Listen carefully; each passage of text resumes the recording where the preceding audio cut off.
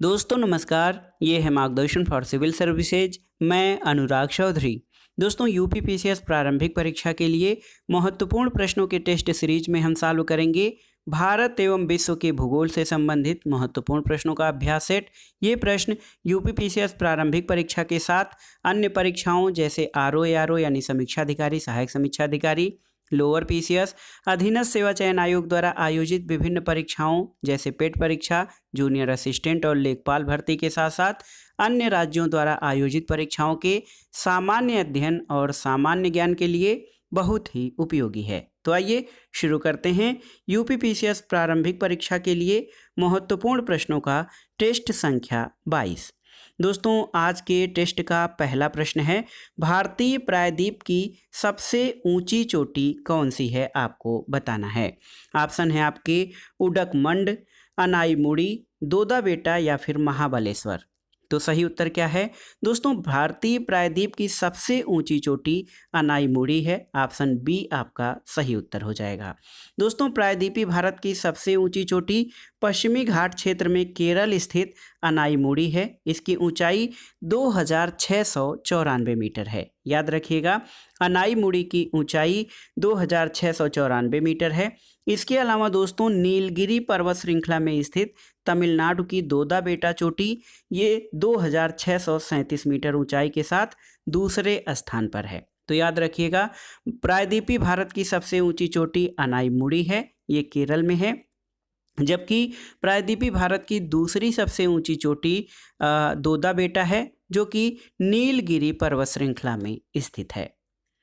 अगला प्रश्न है सूची 1 का। सूची 2 से सुमेलन कीजिए और दिए गए कूट के आधार पर सही उत्तर का चयन करिए। इसमें दोस्तों पर्वतीय दर्रा और उनसे संबंधित राज्यों को दर्शाया गया है। तो देखिए, माना दर्रा या माड़ा दर्रा ये उत्तराखंड में है, नाथुला दर्रा सिक्किम में है, कई बार परीक्षाओं में पूछा गया है, जो जिला जम्मू कश्मीर में और शिपकीला हिमाचल प्रदेश में है। तो याद रखिएगा दोस्तों, सही उत्तर आपका हो जाएगा, देखिए ऑप्शन सी 4, 1, 2 और 3।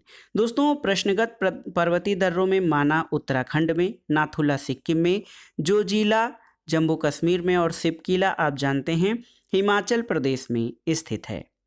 अगले प्रश्न पर आते हैं दोस्तों, शेवराय पहाड़ियाँ कहाँ स्थित हैं? ऑप्शंस हैं आपके तमिलनाडु, केरल, आंध्र प्रदेश या तेलंगाना। तो कहाँ पर स्थित है?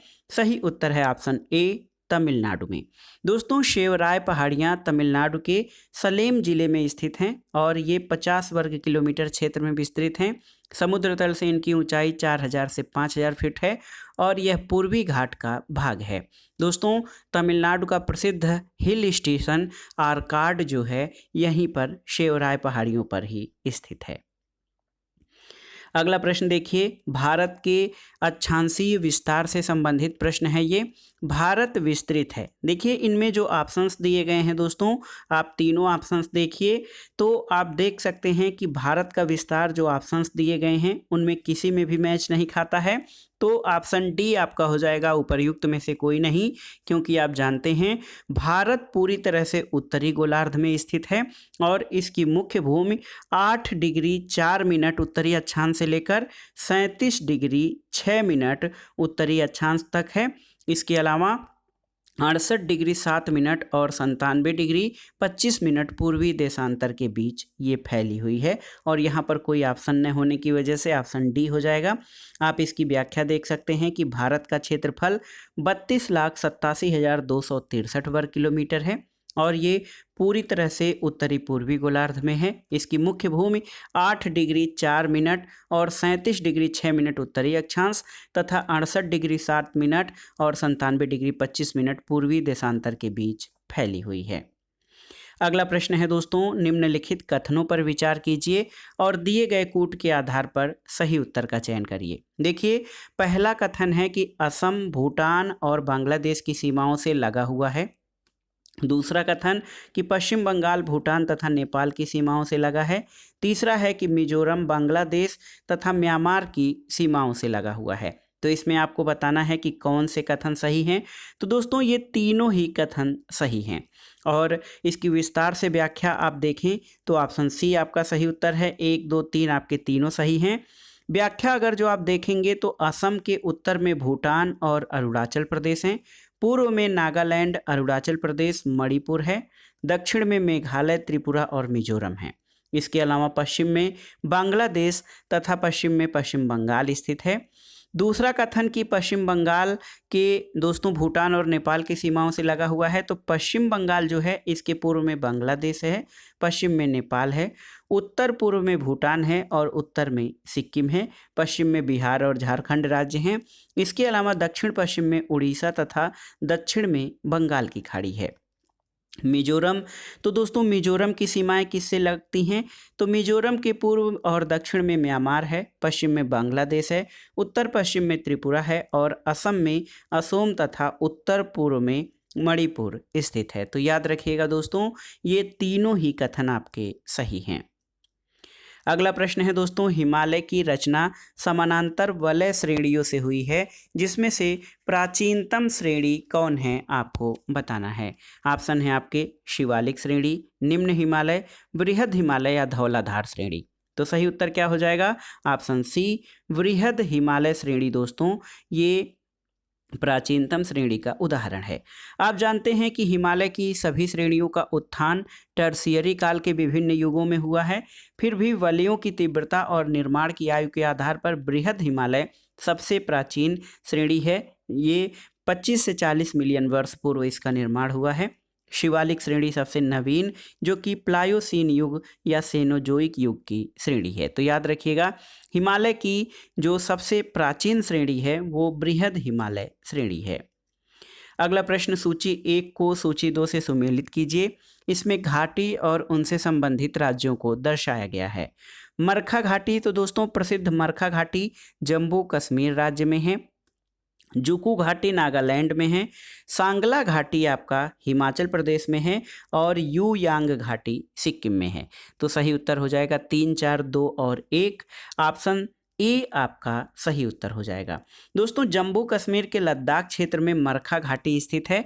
तो अब देख लीजिए लद्दाख क्षेत्र, अब लद्दाख एक अलग स्टेट हो गया है, तो मरखा घाटी अब लद्दाख में स्थित है। जुकू घाटी नागालैंड के जम्मू श्रेणी के पीछे है। पर्वतीय चोटियों और बसपा नदी से घिरी सांगला घाटी हिमाचल प्रदेश के किन्नौर में है, जबकि हार्ट स्प्रिंग के नाम से विख्यात युयांग घाटी गंगटोक सिक्किम से 149 किलोमीटर की दूरी पर स्थित है। तो ये सही ऑप्शन आपके विकल्प जो हैं वो सुमेलित कर लीजिएगा। अगला प्रश्न है दोस्तों, हिमालय में हिम रेखा यानी आइस लाइन निम्न के बीच होती है, कितने मीटर के बीच में।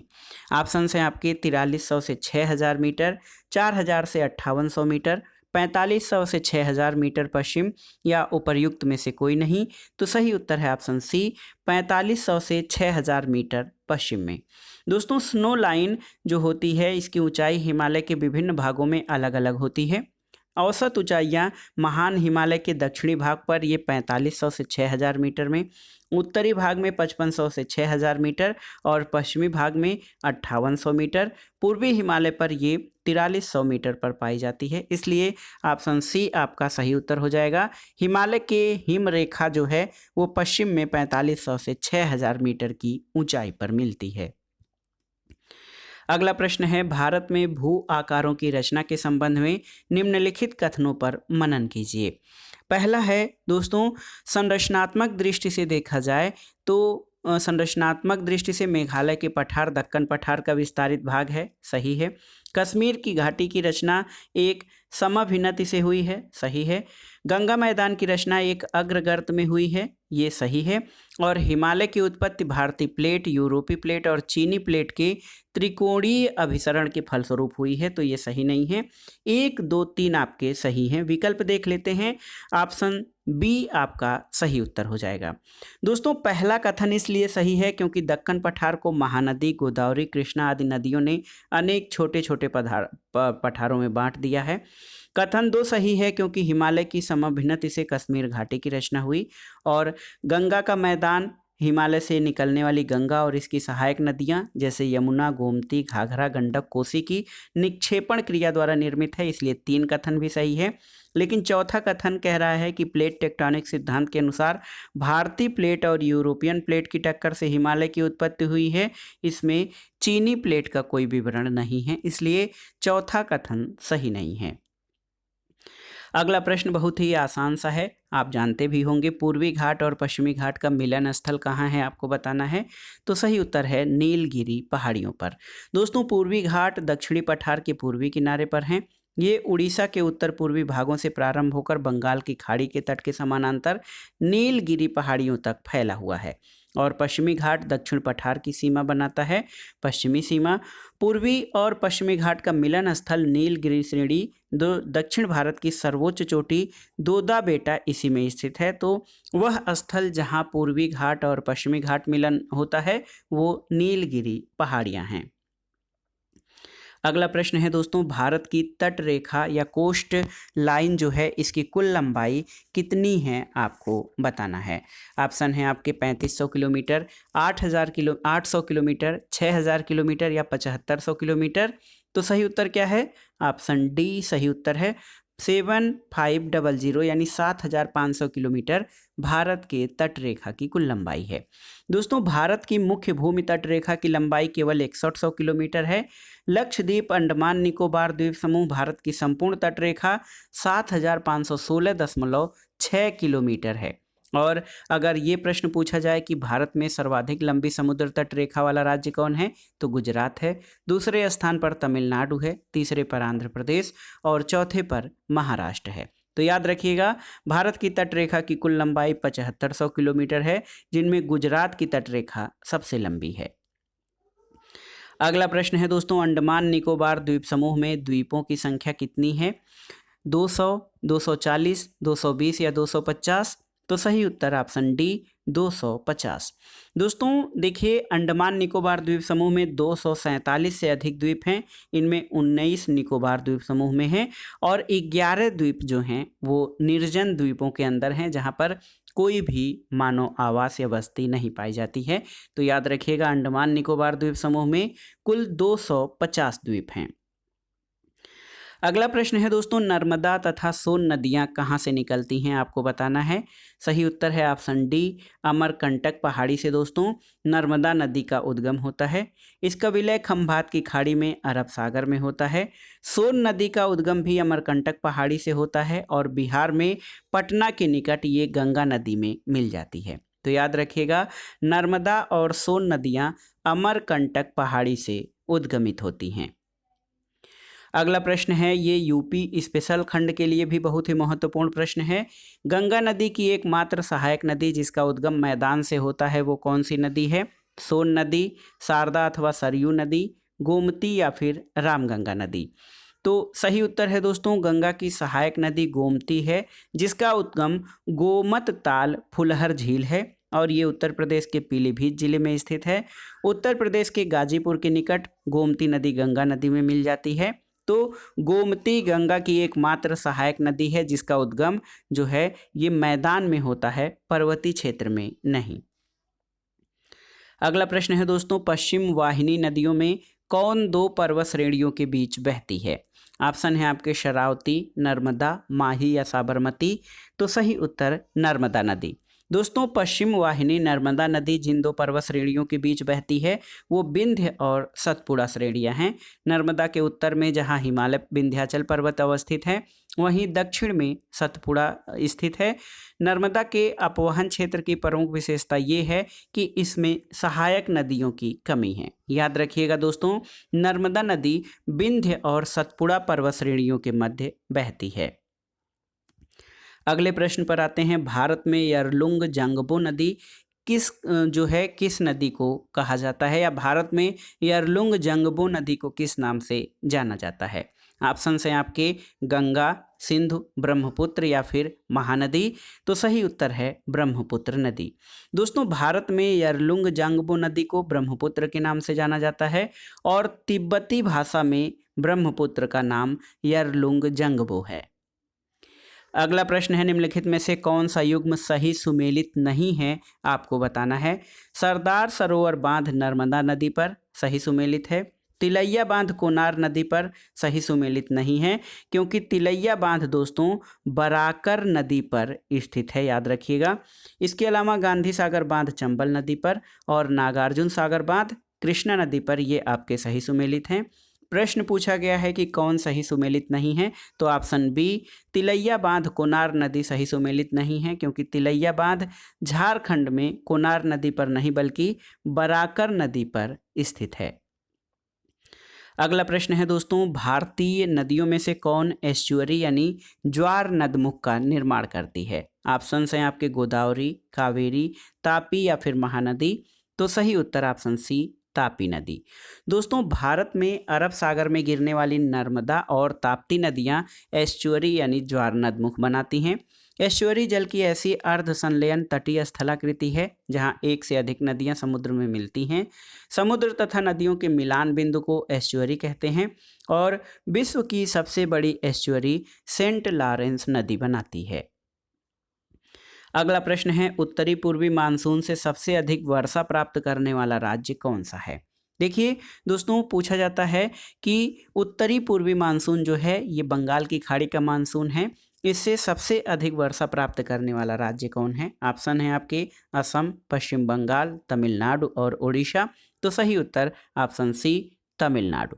दोस्तों भारत का तमिलनाडु राज्य उत्तरी पूर्वी मानसून से सबसे अधिक वर्षा प्राप्त करता है और तमिलनाडु में लौटते हुए मानसून से भी जाड़ों में वर्षा होती है। अगला प्रश्न है दोस्तों, बहुत ही महत्वपूर्ण है कि निम्नलिखित राज्यों में किसमें सर्वाधिक प्राकृतिक आपदाएं आती हैं? तो देखिए ऑप्शन हैं आपके आंध्र प्रदेश, उड़ीसा, बिहार या गुजरात। तो सही उत्तर ओडिशा है। ओडिशा में दोस्तों सर्वाधिक आपदाएं आती हैं और बंगाल की खाड़ी के तट पर स्थित होने के कारण बंगाल की खाड़ी के चक्रवात और प्रकृति चक्रवात से प्रभावित होता है। उड़ीसा को तूफान के साथ साथ बाढ़ और सूखे का भी सामना करना पड़ता है। तो देखा जाए तो उड़ीसा चक्रवात, बाढ़ और सूखा तीनों प्राकृतिक आपदाओं से प्रभावित राज्य है, तो इसलिए सबसे अधिक आपदाएं उड़ीसा में आती हैं। बिहार को अगर जो देखा जाए तो सबसे ज़्यादा बाढ़ जन्य आपदा इससे बिहार प्रभावित है। अगला प्रश्न है दोस्तों, भारत की निम्न मिट्टियों में से कौन बेसाल्ट लावा के अपक्षय के कारण निर्मित हुई है? तो उत्तर है दोस्तों रेगुड़ या काली मिट्टी का निर्माण बेसाल्ट लावा के अपक्षय के कारण हुआ है। रेगुड़ को काली मिट्टी या ब्लैक सॉइल कहा जाता है। ये कपास की पैदावार के लिए अच्छी होती है, इसकी जल धारण क्षमता सर्वाधिक होती है, इसीलिए दोस्तों इसको रेगुड़ मिट्टी, काली मिट्टी या फिर कपासी मिट्टी भी कहा जाता है। अगला प्रश्न है, उर्वरकों के अधिक प्रयोग से क्या होता है? ऑप्शन हैं आपके देखिए मृदा प्रदूषण, जल प्रदूषण, वायु प्रदूषण या उपर्युक्त सभी। तो सही उत्तर है उर्वरक यानी फर्टिलाइजर्स के अधिक प्रयोग से मृदा भी प्रदूषित होती है, जल प्रदूषण होता ही है और इससे वायु प्रदूषण भी होता है, यानी ये तीनों प्रकार के प्रदूषण उर्वरक की अत्यधिक मात्रा के प्रयोग से होते हैं। ऑप्शन डी आपका सही उत्तर है। अगला प्रश्न है कि निम्नलिखित मृदाओं में से कौन सी एक मृदा उत्तरी मैदानों में अधिकतम पाई जाती है? ऑप्शन है लैटराइट, रेगुड़, जलोढ़ या लाल मृदा। तो सही उत्तर है दोस्तों उत्तरी मैदान में सर्वाधिक मात्रा में जलोढ़ मृदा का विस्तार पाया जाता है। जलोढ़ मृदा 3 प्रकार की होती है, पुरातन जलोढ़ यानी पुरानी जलोढ़, नई जलोढ़ या नूतन जलोढ़। पुराने जलोढ़ को बांगड़, नए जलोढ़ को खादर कहते हैं और ये दोमट मिट्टी है जिसमें चूना, सोडियम, पोटास और फास्फोरस की पर्याप्त मात्रा होती है। गंगा सतलज का जो उपजाऊ मैदान है इसी मिट्टी का बना हुआ है और इस मैदान की गणना विश्व के अत्यधिक उपजाऊ मैदानों में की जाती है। भारत के उत्तरी भाग में इस मिट्टी का विस्तार पंजाब, हरियाणा, उत्तर पूर्वी राजस्थान, उत्तर प्रदेश, उत्तरी बिहार, पश्चिम बंगाल, किंतु उत्तर भागों को छोड़कर असम में ब्रह्मपुत्र की घाटी, गुजरात, पूर्वी पश्चिमी सागरी तटीय मैदान यहाँ पर मिलता है। दोस्तों इसे डेल्टाई मिट्टी भी कहा जाता है और भारत के लगभग 43.7% क्षेत्रफल पर ये मिट्टी पाई जाती है। अब आइए अगले प्रश्न पर आते हैं, निम्नलिखित में से कौन लैटराइट मिट्टी के लिए सही नहीं है? देखिए, ये आर्द्र अपक्षालित प्रदेशों की मिट्टियां हैं, सही है। लैटराइट मिट्टी आर्द्र या अधिक वर्षा वाले क्षेत्रों में पाई जाती है। ये बहुत ही अपक्षालित मिट्टियां हैं, सही हैं। इनकी उर्वरता कम होती है, सही है। इनमें चूना प्रचुर मात्रा में पाया जाता है, ये सही नहीं है। दोस्तों देखिए, लैटराइट मिट्टी ये 1.26 लाख वर्ग किलोमीटर क्षेत्र में विस्तृत अधिक वर्षा, जहाँ पर 200 सेंटीमीटर या उससे अधिक वर्षा होती है, उस क्षेत्र में पाई जाती है। ये सामान्यतः झाड़ और चारागाह का क्षेत्र होता है और मुख्यतः चूना और सिलिका के निक्षालन से इसकी उत्पत्ति होती है। लेकिन उर्वरक डालने पर इसमें चावल, रागी, काजू आदि की उपज संभव है। इन मिट्टियों का लाल रंग लोहे के ऑक्साइड की उपस्थिति के कारण होता है और इस मिट्टी में लौह ऑक्साइड और एल्यूमिनियम ऑक्साइड की प्रचुरता होती है, लेकिन नाइट्रोजन, फास्फोरिक अम्ल, पोटाश, चूना आदि कार्बनिक तत्वों की इसमें कमी होती है।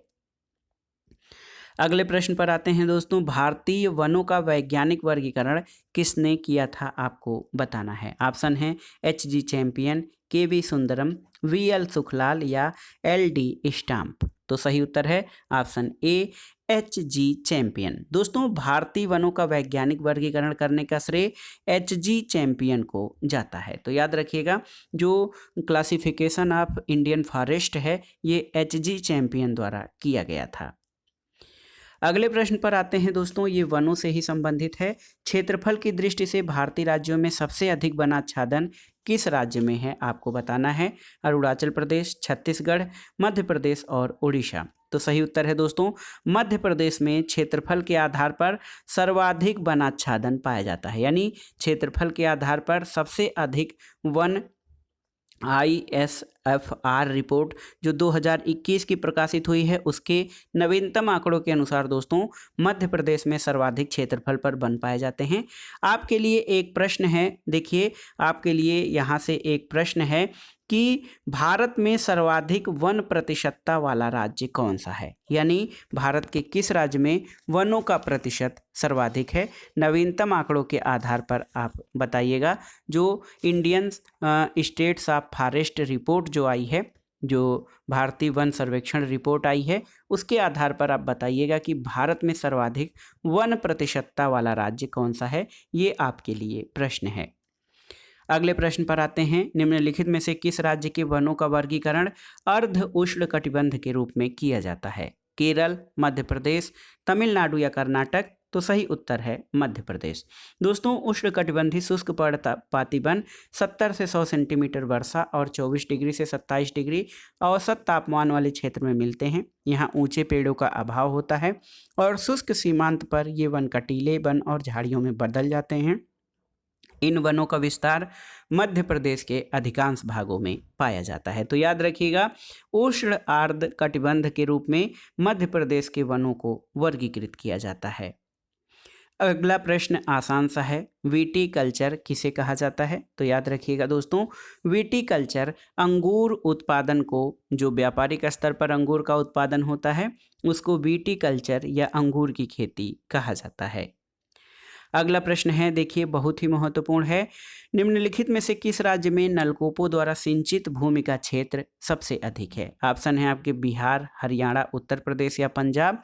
तो सही उत्तर उत्तर प्रदेश है। दोस्तों, कृषि गणना 2010-11 के अनुसार सिंचाई के प्रतिशत की दृष्टि से पंजाब में 79.09%, उत्तर प्रदेश में 72%, बिहार में 64.83% और हरियाणा में 47.80% दोस्तों ये सिंचाई नलकूपों से होती है।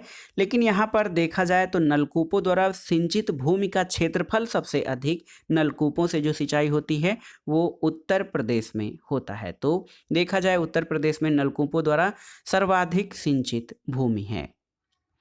अगले प्रश्न पर आते हैं दोस्तों। अगला प्रश्न सूची 1 का सूची 2 के साथ सुमेलन से है। वीटी कल्चर दोस्तों अंगूर की खेती से संबंधित है। वेजी कल्चर ये वृक्षों पादपों की कृषि से संबंधित है। इसके अलावा पीसी कल्चर मछली पालन से है और ओलेरी कल्चर ये झाड़ियों वाली या फैलने वाली सब्जियां हैं उनके उत्पादन से संबंधित है। तो सही मिलान क्या हो जाएगा। सही मिलान हो जाएगा बी, 4, 3, 2 और 1। वीटी कल्चर अंगूर की खेती, वेजी कल्चर वृक्षों पादपों की कृषि, पिसिकल्चर मछली पालन और ओलेरीकल्चर फैलने वाली कृषि सब्जियों की खेती से संबंधित है। अगले प्रश्न पर आते हैं दोस्तों। देखिए सूची 1 में बांध और सूची 2 में उनसे संबंधित राज्यों को दर्शाया गया है, आपको मिलान करना है। फरक्का बांध ये पश्चिम बंगाल में है। घाट प्रभा दोस्तों, घाट प्रभा बांध कर्नाटक में घाट प्रभा नदी पर है। हीराकुंड बांध ये उड़ीसा में महानदी पर है। इसके अलावा काकरापार गुजरात में स्थित है और काकरापार में परमाणु संयंत्र भी स्थापित किया गया है। तो सही उत्तर क्या हो जाएगा? 1, 4, 2 और 3। सही ऑप्शन आपका ए हो जाएगा। अगले प्रश्न पर आते हैं दोस्तों। एशियाई जंगली गधा कहाँ पाया जाता है और भारत में या फिर एशियाई जंगली गधे का प्राकृतिक आवास कहाँ पर है? तो आप जानते हैं एशियाई जंगली गधे का प्राकृतिक आवास कच्छ के रण में है। दोस्तों देखिए काजीरंगा जोरहाट असम में एक सींग वाला गैंडा, जंगली भैंसा, हाथी, गौर, तेंदुआ, जंगली सुअर, बाघ, अजगर और आदि पाए जाते हैं। रणथंभौर जो सवाई माधोपुर राजस्थान में है, यहाँ पर बाघ, तेंदुआ, लकड़बग्घा, जंगली बिल्ली, चीतल, सांभर, नीलगाय, भालू और जंगली सुअर पाए जाते हैं। पेरियार अभ्यारण्य केरल में है, यहाँ पर हाथी और बाघ। इसके अलावा कच्छ की खाड़ी याद रखिएगा, ये दोस्तों सुरेंद्रनगर जनपद गुजरात में है। यहाँ पर एशियाई जंगली गधे, नीलगाय, भेड़िया और चिंकारा आदि पाए जाते हैं। तो याद रखिएगा दोस्तों, एशियाई जंगली गधा भारत में कच्छ के रण में पाए जाते हैं। अगले प्रश्न में देखते हैं निम्नलिखित में से कौन भारत में सबसे बड़ी मशीनीकृत खान है? रत्नागिरी, जयपुर, सुंदरगढ़ खान या फिर बेलाडीला खान? तो उत्तर है ऑप्शन डी, बेलाडीला खान। दोस्तों भारत की बेलाडीला खान जो कि लौह अयस्क से संबंधित है, ये न सिर्फ भारत की बल्कि एशिया की सबसे बड़ी मशीनीकृत खान है। अगला प्रश्न है निम्नांकित में से कौन सा युग्म सही सुमेलित नहीं है? आपको बताना है। साधारण नमक गुजरात में सही सुमेलित है। वैनेडियम बिहार में सही सुमेलित है। ग्रेफाइट आंध्र प्रदेश में सही सुमेलित है। संगमरमर उत्तर प्रदेश में ये आपका सही सुमेलित नहीं है, क्योंकि संगमरमर उत्तर प्रदेश में नहीं बल्कि राजस्थान में पाया जाता है। और आप देखते भी होंगे मकराना मार्बल्स के नाम से जो अपने यहाँ का संगमरमर की दुकानें हैं, मकराना मार्बल्स, ये राजस्थान से पाया जाता है। दोस्तों भारत में सर्वोत्तम श्रेणी का संगमरमर राजस्थान के मकराना से प्राप्त होता है। अगला प्रश्न है सूची 1 का सूची 2 से सुमेलन कीजिए। सूची 1 में खनिज और 2 में भंडार के प्रमुख स्थान या क्षेत्र दिए गए हैं। देखिए टंगस्टन का मुख्य भंडार राजस्थान में है, ए का तीसरा हो जाएगा। निकिल मुख्य रूप से दोस्तों उड़ीसा में। इसके अलावा जिरकान केरल में पाया जाता है और अभ्रक उत्पादन आंध्र प्रदेश में होता है। तो सही विकल्प आपका क्या हो जाएगा? टंगस्टन राजस्थान, निकिल का प्रमुख जो भंडार है उड़ीसा, जिरकान केरल में और अभ्रक आंध्र प्रदेश में। तो 3, 4, 2 और 1 ऑप्शन डी आपका सही उत्तर हो जाएगा। अगला प्रश्न है कौन सी कंपनी एल्यूमिनियम नहीं बनाती? टेल्को, बाल्को, नाल्को, हिंडाल्को? तो देखिए दोस्तों आप देख सकते हैं टेल्को कंपनी ये एल्यूमिनियम नहीं बनाती है। टेल्को कंपनी ये लोहा और इस्पात से संबंधित है। देखिए दोस्तों एल्यूमिनियम उत्पादन में Bharat aluminium company limited Balco ये बना है। इसके अलावा national aluminium company limited NALCO, Hindustan aluminium corporation Hindalco ये रेणुकूट में स्थित है और टेल्को कंपनी का संबंध लोहा इस्पात से है। तो याद रखिएगा दोस्तों बाल्को, नाल्को और हिंडाल्को ये एल्यूमिनियम से संबंधित कंपनियां हैं, जबकि टेल्को लोहा इस्पात से संबंधित है। अगले प्रश्न पर आते हैं। एशिया की सबसे बड़ी चीनी मिल उत्तर प्रदेश के किस स्थान पर स्थित है? खतौली, बलरामपुर, बुलंदशहर या फिर नजीबाबाद? तो सही उत्तर है ऑप्शन ए, खतौली में। दोस्तों एशिया की सबसे बड़ी चीनी मिल उत्पादन और भंडारण क्षमता दोनों की दृष्टि से देखा जाए तो उत्तर प्रदेश के मुजफ्फरनगर जिले में खतौली में है और ये चीनी मिल त्रिवेणी समूह की है। तो याद रखिएगा भारत ही नहीं बल्कि एशिया की सबसे बड़ी चीनी मिल मुजफ्फरनगर के खतौली में स्थित है। अगला प्रश्न सूची 1 का सूची 2 से सुमेलन करना है दोस्तों। देखिए चुर्क ये सीमेंट उत्पादन या सीमेंट उद्योग के लिए प्रसिद्ध है। फिरोजाबाद कांच की चूड़ियों के लिए, अलीगढ़ दोस्तों ताला उद्योग के लिए और मेरठ खेल के सामानों के लिए। तो तो सही सुमेलन कैसे होगा? सही सुमेलन हो जाएगा 3, 4, 1 और 2। तो यहाँ पर देखिए 3, 4, 1 और 2 ऑप्शन सी सही सुमेलित है। दोस्तों चुर्क सीमेंट के लिए, फिरोजाबाद कांच के सामान और चूड़ियों के लिए, अलीगढ़ ताला उद्योग के लिए और मेरठ खेल के सामान के लिए प्रसिद्ध है। अगला प्रश्न और इस प्रैक्टिस सेट का ये जो टेस्ट सीरीज हम सॉल्व कर रहे हैं इसका आखिरी प्रश्न है कि सूची 1 का सूची 2 से सुमेलन कीजिए और दिए गए कूट से सही उत्तर का चयन कीजिए। देखिए दोस्तों, रेल कोच फैक्ट्री ये कपूरथला पंजाब में है। इंटीग्रल कोच फैक्ट्री, तो देखिए इंटीग्रल कोच फैक्ट्री ये पेराम्बूर चेन्नई तमिलनाडु में है। पहिया और धुरा कारखाना यानी व्हील एंड एक्शन प्लांट ये आपका बंगलौर में स्थित है। और डीजल लोकोमोटिवर्स ये वाराणसी में स्थित है। तो याद रखिएगा दोस्तों, रेल कोच फैक्ट्री कपूरथला में, integral coach factory Perambur Tamil Nadu में, पहिया और धुरा कारखाना बंगलौर में और डीजल लोको वर्क्स ये वाराणसी में है। तो सही उत्तर क्या हो जाएगा?